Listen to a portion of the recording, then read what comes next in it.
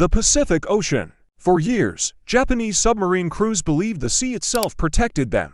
Darkness, depth, silence. Beneath the waves, they were untouchable. Then one night, a radio operator froze at his station. Through the headphones came a strange signal. Not a voice, not Morse code, not a distress call. A steady mechanical pulse repeating endlessly. Within hours, aircraft appeared overhead. And in that moment, Japanese submariners realized something terrifying. The ocean was listening. At the start of the war, Japan possessed one of the most advanced submarine forces on Earth. Their boats had exceptional range, powerful torpedoes, elite, disciplined crews. Japanese submarines operated across the entire Pacific, striking far from home waters. They hunted cargo ships, oil tankers, aircraft carriers. To American sailors, the ocean felt hostile and unknowable. Finding a single submarine in thousands of square miles seemed impossible, and for a time it was. By 1943, American logistics were under threat. Submarines were sinking fuel tankers, transports carrying troops, ships loaded with ammunition and food. Without supply lines, victory was impossible. Traditional sonar from ships was limited. The Pacific was simply too vast. So American planners asked a radical question. What if the hunters came from the sky? The solution was deceptively simple. A small floating device, dropped from aircraft, equipped with a microphone. The Sonar buoy. When released, it splashed into the sea and began listening. Sound travels extremely well underwater. Propellers hum, engines vibrate, metal hulls resonate. A submarine could hide from radar, but it could not hide its noise.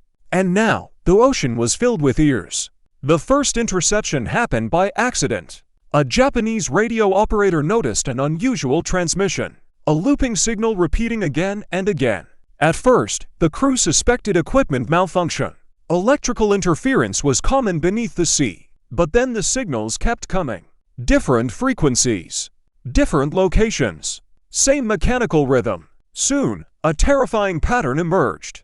Every time the signal appeared, aircraft followed. American anti-submarine warfare had transformed overnight. Patrol aircraft now searched vast areas of ocean in hours. They dropped dozens of sonar buoys at a time, forming invisible listening grids. A submarine moving below the surface unknowingly entered a trap. Once detected, aircraft circled overhead. And then came the attack. Depth charges plunged into the water. Seconds later, the ocean erupted.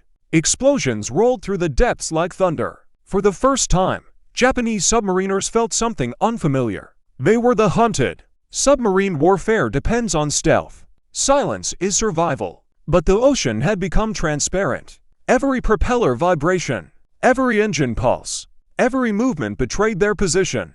Japanese commanders realized the truth too late. The sea no longer protected them. It exposed them. Their greatest ally had become their greatest enemy. By late 1944, Japanese submarine losses surged dramatically. American aircraft dominated the Pacific skies. Convoys were better protected. Supply lines were restored.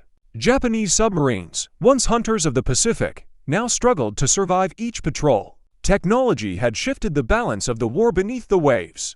And the change was irreversible. The Sonar buoy changed naval warfare forever. Today, modern anti-submarine forces still rely on floating acoustic sensors.